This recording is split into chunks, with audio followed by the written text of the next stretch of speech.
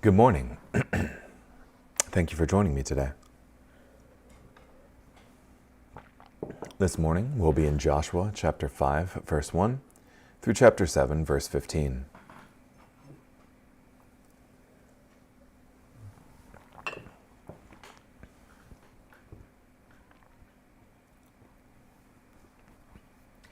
When all the Amorite kings on the west side of the Jordan and all the Canaanite kings along the seacoast heard how the Lord had dried up the water of the Jordan before the Israelites while they crossed, they lost their courage and could not even breathe for fear of the Israelites.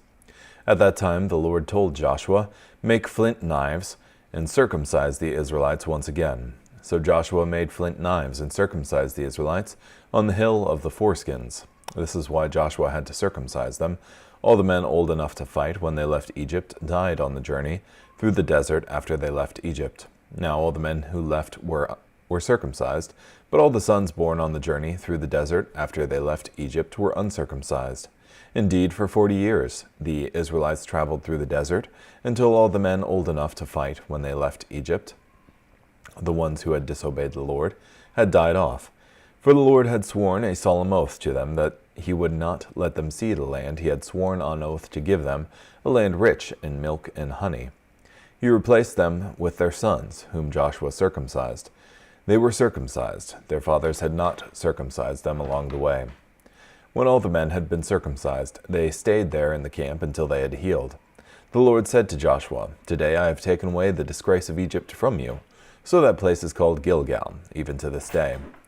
So the Israelites camped in Gilgal and celebrated the Passover in the evening of the 14th day of the month on the plains of Jericho. They ate some of the produce of the land the day after the Passover, including unleavened bread and roasted grain. The manna stopped appearing the day they ate some of the produce of the land. The Israelites never ate manna again. When Joshua was near Jericho, he looked up and saw a man standing in front of him, holding a drawn sword. Joshua approached him and asked him, "Are you on our side, or allied with our enemies?" He answered, "Truly, I am the commander of the Lord's army. Now I have arrived." Joshua bowed down with his face to the ground and asked, "What does my master want to say to his servant?" The commander of the Lord's army answered Joshua, "Remove your sandals from your feet, because the place where you stand is holy." Now Jericho was shut tightly because of the Israelites. No one was allowed to leave or enter. The Lord told Joshua, "See, I am about to defeat Jericho for you, along with its king and its warriors. Have all the warriors march around the city one time. Do this for 6 days. Have 7 priests carry 7 ram's horns in front of the ark. On the 7th day, march around the city 7 times, while the priests blow the horns. When you hear the signal from the ram's horn, have the whole army give a loud battle cry. Then the city wall will collapse, and the warriors should charge straight ahead." So Joshua son of Nun summoned the priests and instructed them, "Pick up the Ark of the Covenant, and 7 priests must carry 7 ram's horns in front of the Ark of the Lord." And he told the army, "Move ahead and march around the city, with armed troops going ahead of the Ark of the Lord." When Joshua gave the army its orders, the 7 priests carrying the 7 ram's horns before the Lord moved ahead and blew the horns as the Ark of the Covenant of the Lord followed behind. Armed troops marched ahead of the priests blowing the horns, while the rear guard followed along behind the ark blowing ram's horns. Now Joshua had instructed the army, "Do not give a battle cry or raise your voices. Say nothing until the day I tell you. Give the battle cry. Then give the battle cry." So Joshua made sure they marched the ark of the Lord around the city one time. Then they went back to the camp and spent the night there. Bright and early the next morning, Joshua had the priests pick up the ark of the Lord. The 7 priests carrying the 7 ram's horns before the ark of the Lord marched along blowing their horns. Armed troops marched ahead of them, while the rear guard followed along behind the ark of the Lord blowing ram's horns. They marched around the city one time on the 2nd day, then returned to the camp. They did this 6 days in all. On the 7th day, they were up at the crack of dawn and marched around the city as before, only this time they marched around it 7 times. The 7th time around, the priests blew the ram's horns, and Joshua told the army, "Give the battle cry, for the Lord is handing the city over to you." The city and all that is in it must be set apart for the Lord, except for Rahab the prostitute and all who are with her, in her house because she hid the spies we sent. But be careful when you are setting apart the riches for the Lord.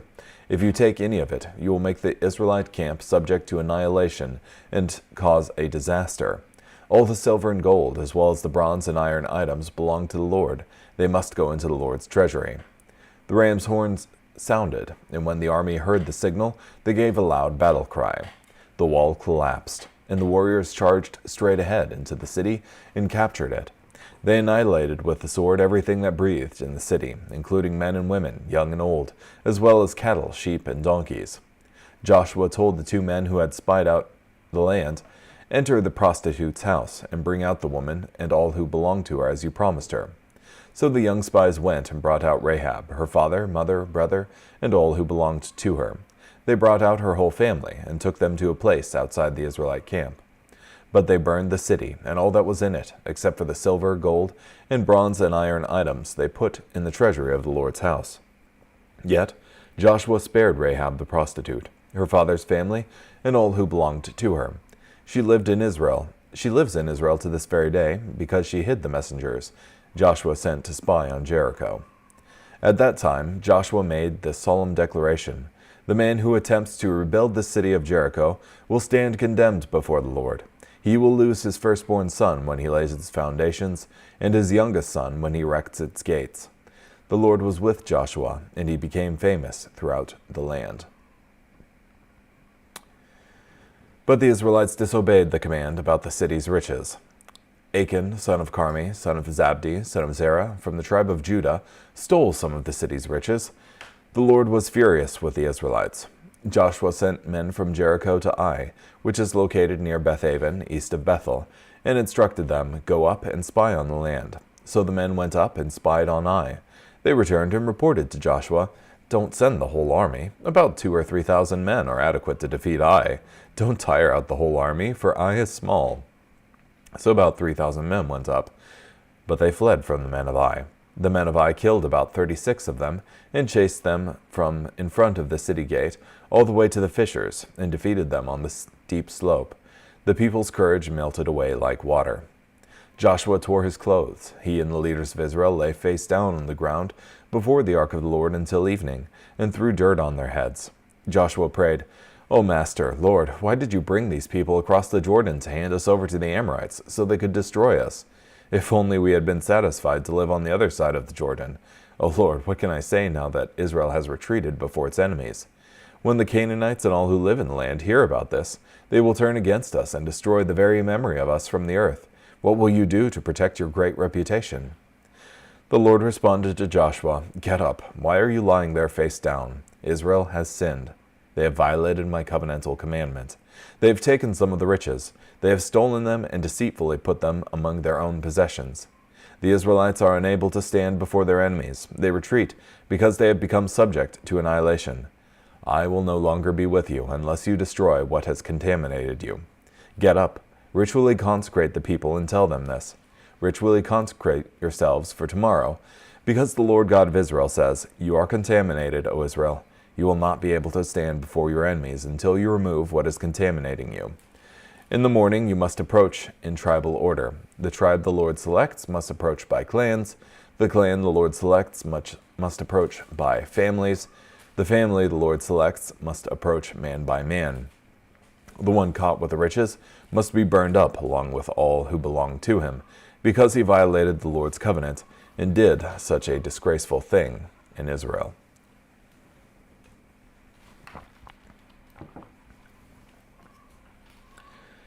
Yeah, so you have Joshua and the people of Israel here after they cross over the Jordan. They eat some of the produce of the land, and at that time, manna stops coming to the people of Israel. And you also have the circumcision of the Israelites here, the ones who were born in the wilderness, who hadn't been circumcised. Which, to me, it's interesting that here they are in the land of their enemies, and they do something that puts them in a very vulnerable position, despite being right next to their enemies, which clearly demonstrates some trust in God that he would protect them despite their weakness. And then you have God himself approaching Joshua here with a drawn sword, the commander of the Lord's army. Yeah, and he says the same thing that that God from the burning bush says to Joshua: remove the sandals from your feet, because the place where you stand is holy. And elsewhere, I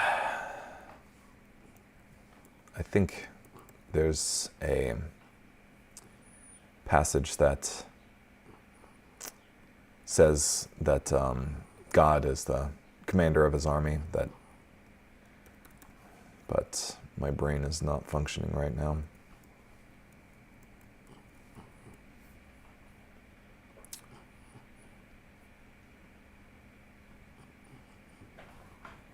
And my internet connection is apparently slow.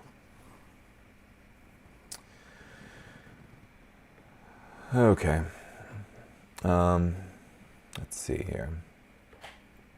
What does Guzik have to say? The people's hearts melted, and there was no spirit in them any longer because of the children of Israel. Melting hearts are a great thing if they melt in repentance, but sometimes hearts melt before God and then solidify again into an even harder state.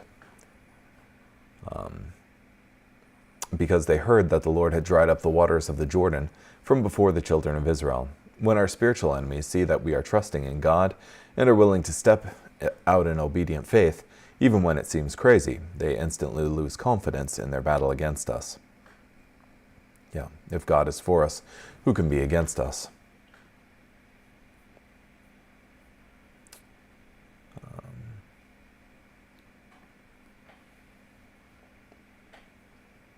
Let's see. Make flint knives for yourselves, and circumcise the sons of Israel again the second time. Apparently all during the 40 years of waiting in the wilderness, none of the sons born during that time had been circumcised. Now God commanded that this be done. Joshua makes clear the reason why there was a new generation born in the wilderness, because the old generation did not obey the voice of the Lord, and take the promise of a land flowing with milk and honey by faith. The new generation was raised up in place of the generation of unbelief. God's work would go on, but the people of Israel who had unbelief would not share in it. I wonder, too, if this generation, well, I guess prefacing this by saying that circumcision was something given to Abraham, which is well before the time of these the children of Israel here. It was a perpetual covenant given to Abraham, that those who were Abraham's descendants would be marked with. And so it's not as though the Israelites were unaware of this covenant. So why was this new generation not circumcised then? I imagine it's because they were the generation of unbelief, hardening their hearts against God and refusing to have anything to do with him, essentially. Then Joshua circumcised their sons. Circumcision was always a powerful act of consecration to God. In it, an Israelite said, "I'm not like the other nations. I listen to God and do what he says I should do."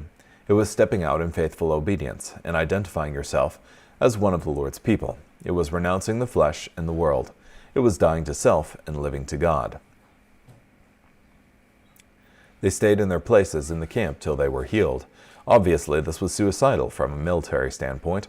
All the men of fighting age were made completely vulnerable and unable to fight for a period of several days, till they were healed. So not only did Israel cross over the Jordan at a militarily undesirable place, right in front of Jericho, the strongest military outpost of the Canaanites, they also incapacitated their army for several days. They did this because they trusted God and his directions instead of their own wisdom. This day I've rolled away the reproach of Egypt from you. This reproach was their shame from Egypt, the shame of their degrading slavery. Therefore the name of the place is called Gilgal. God called Israel to a place where they saw themselves as they were in him by faith. They could see themselves as an obedient, trusting people and stop seeing themselves as they were in their slavery and bondage.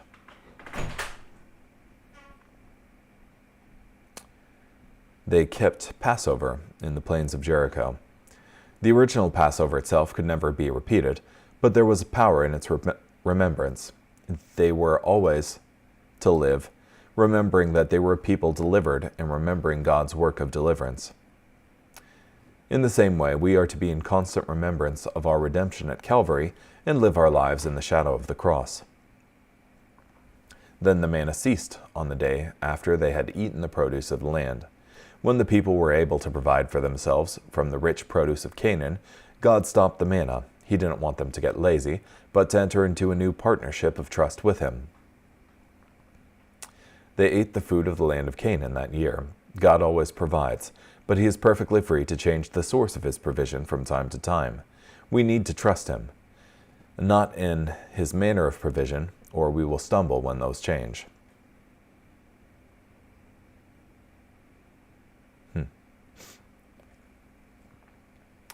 Behold, a man stood opposite him, with his sword drawn in his hand. Joshua boldly approaches this mysterious man with a drawn sword. As a shepherd over God's people, he has a responsibility to see if this man is a friend or a foe. Are you for us or for our adversaries?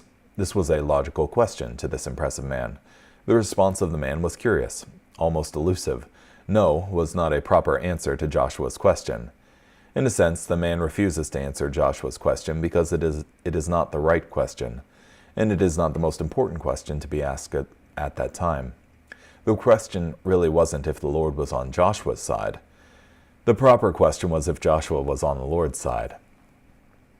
Commander of the army of the Lord, this was God himself pulling rank on Joshua, who himself was a great military leader, but he was not the commander-in-chief. We know that this being standing before Joshua was God. Though the title, Commander of the Army of the Lord, could perhaps apply to an angel, such as Michael, Joshua's falling down and worshiping is inconsistent with angels, who never receive worship. As well, Joshua refers to the angel as my Lord. But most of all, the command to remove his sandals was to Joshua clear proof that the man standing before him was the voice from the burning bush.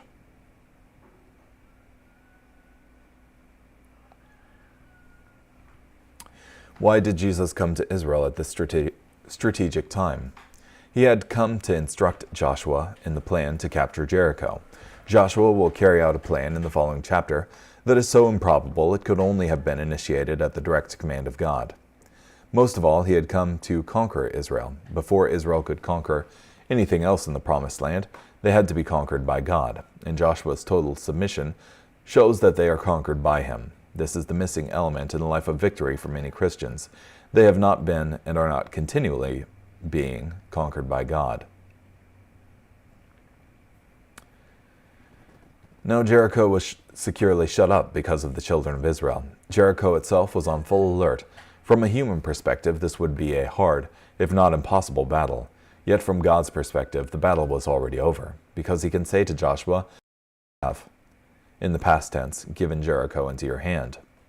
Up to this point, everything had been more or less preliminary and preparatory. Now the real task before them must be faced and tackled. The Canaanites must be dispossessed if Israel is to occupy what God has promised them.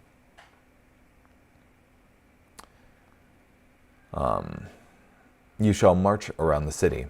The method of warfare was one that made absolutely no sense according to military intelligence. It required total dependence on God. Yeah, they would be giving up completely the element of surprise there. The wall of the city will fall down flat, and the people shall go up every man straight before him. It was a plan for victory, whereby It would clearly be the work of the Lord, yet God gave them something to do so that Israel could work in partnership with God. Then Joshua the son of Nun called the priests. Joshua had to tell the priests because what they were asked to do was unusual. Normally, priests in the Ark of the Covenant did not go with Israel to battle. Take up the Ark of the Covenant. The Ark would be prominent in this victory, even as it was in the crossing of the Jordan River. Israel had to keep their hearts and minds on the Lord who was present with them, instead of putting their hearts and minds on the difficulty of the task in front of them.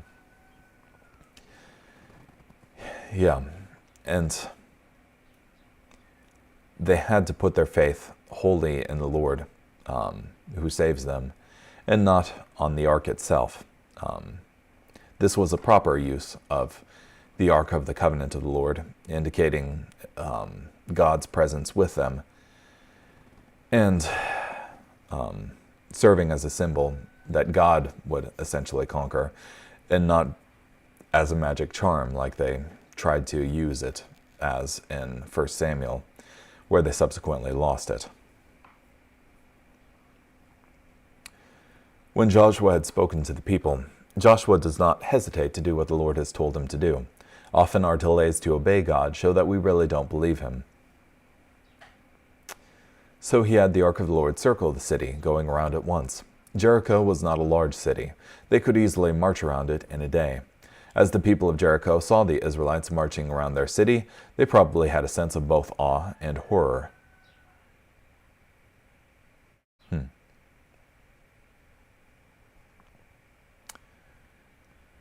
On the seventh day, this march took place over a period of 7 days, meaning that Israel had to have marched on a Sabbath, but this would be a work of God's sovereign grace and power, not of human works.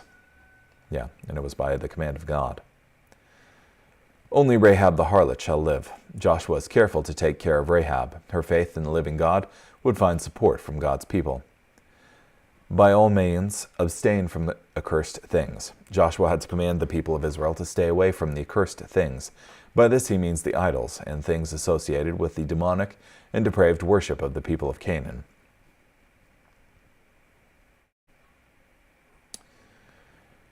After they marched, the wall fell down flat. The miracle was beyond normal expectation. No other city has been conquered this way. Israel couldn't depend on their prior experience or what had happened for others in battle. All they had was God's promise, but they believed that promise and acted according to that belief. We shouldn't be surprised when God fulfills his promises, but we often are. We wonder if the Israelites were surprised when the wall fell down flat. The people of Jericho were no doubt surprised. They utterly destroyed all that was in the city. Why was Israel commanded to practice such complete destruction? Because the greatest sins of the Canaanites were spiritual. When you come into the land, from Deuteronomy 18:9 through 14, which the Lord your God is giving you, you shall not learn to follow the abominations of those nations. There shall not be found among you anyone who makes his son or his daughter pass through the fire, ritually sacrifice them, or who practices witchcraft, or soothsayer, or one who interprets omens, or a sorcerer, or one who conjures spells, or a medium, or a spiritist, or one who calls up the dead. For all who do these things are an abomination to the Lord, and because of these abominations, the Lord your God drives them out from before you. You shall be blameless before the Lord your God, for these nations which you will dispossess listened to soothsayers and diviners, but as for you, the Lord your God has not appointed such for you. Such judgments seem harsh to us because it is harsh, and we must recognize that at unique times God has commanded that such judgment be made. It may happen either through an army that he has used, as is the case here, or through judgment that he directly brings, such as the case of Sodom and Gomorrah. They burned the city and all that was in it with fire, and Joshua spared Rahab the harlot. In this we see a contrast between judgment and salvation. All of Jericho heard about the God of Israel, but only Rahab responded positively in faith towards God with that knowledge. Yeah, Rahab's example shows that if they simply turned in faith to God, repented of what they were doing, and stopped resisting Israel, then they would have been saved. But that was only the place of Rahab. Cursed be the man before the Lord who rises up and builds the city, Jericho. This was fulfilled in 1 Kings 16, verse 34, which says, In his days, Hiel of Bethel built Jericho. He laid its foundation with Abiram his firstborn.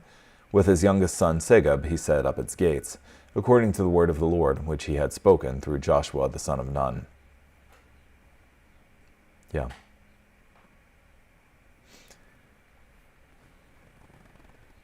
But the children of Israel committed a trespass regarding the accursed things. Joshua commanded the nation in Joshua 6:18 that they should not take any of the accursed things, those things that were associated with the demonic and debasing worship and practices of the Canaanites. So the anger of the Lord burned against the children of Israel. Israel could not be defeated by the Canaanites, but they could defeat themselves by alienating themselves from God's plan and power. So the men went up and spied out Ai. The recommendation to send only 2,000 or 3,000 men was either a response of faith or self-confidence. In the end, it did not matter. In their disobedience, they could have sent 100,000 troops, and it would have made no difference.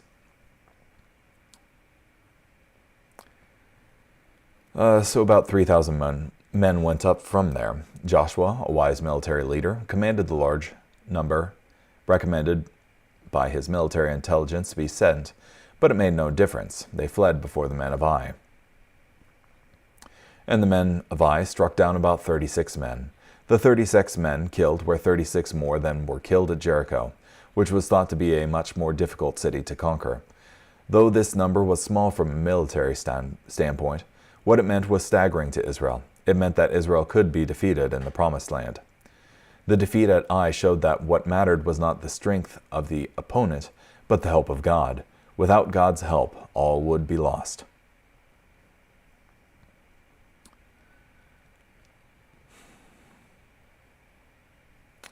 Alas, Lord God, why have you brought this people over the Jordan at all?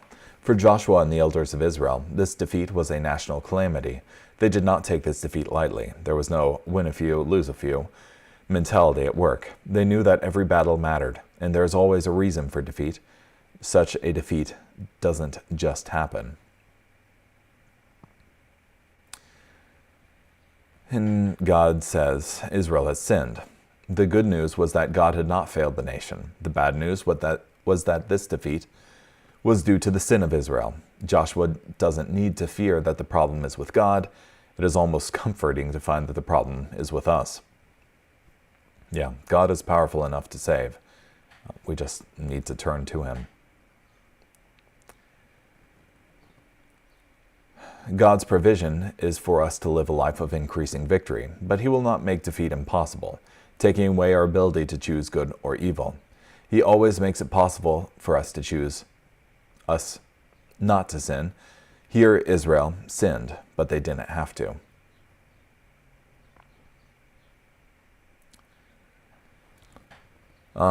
God says that Israel had sinned, not only one man. It is staggering to think that the whole nation was found guilty, and 36 men were dead, all for the sin of one man and his family. Yeah, but it shows how absolutely perfect that God is. No sin can stand in his presence when there is one transgression. All have transgressed. Paul speaks in similar terms concerning sin in the church, regarding sin among the Corinthian church. He says, "Do you not know that a little leaven leavens the whole lump? A small amount of sin accepted and tolerated among believers can infect the whole group." Yeah. In this sense, the acceptance and toleration of the sin is worse than the sin itself, so it must be dealt with strictly. For they have even taken some of the accursed things, and have both stolen and deceived. We should understand exactly what the sin was. Someone in Israel took things that were devoted to God, devoted either by their giving to his tabernacle, or by their complete destruction. One man stole from God. In the same way, we steal from God when we do not give him what he directs us to give. Therefore the children of Israel could not stand before their enemies. Israel could not fight in God's power and presence unless they walked in obedience to God.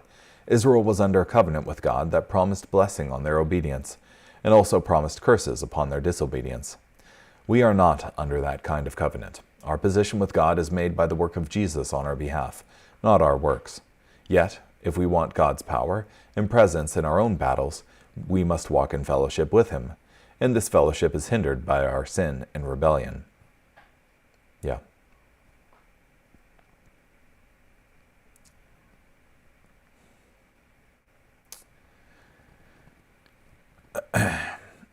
They have become doomed to destruction. It is sobering to realize that a body in sin has no power before its enemies. It is wonderful to realize that once the sin has been dealt with, God's power can again flow in our Christian lives. You cannot stand before your enemies until you take away the accursed thing from among you. When God deals with a particular area of sin, and when we resist His work, His mercy makes us fail in battle. We are most dangerous when we think we are winning battles by our own efforts. The tribe which the Lord takes. Though the identity of the sinning family was unknown to Joshua, it was known to God. Secret sin on earth is an open scandal before God. Therefore we should live our lives with one set of books, with one kind of life that can be seen by anybody, anywhere. Anywho, thank you so much for joining me today. Hope you have a great day. Bye.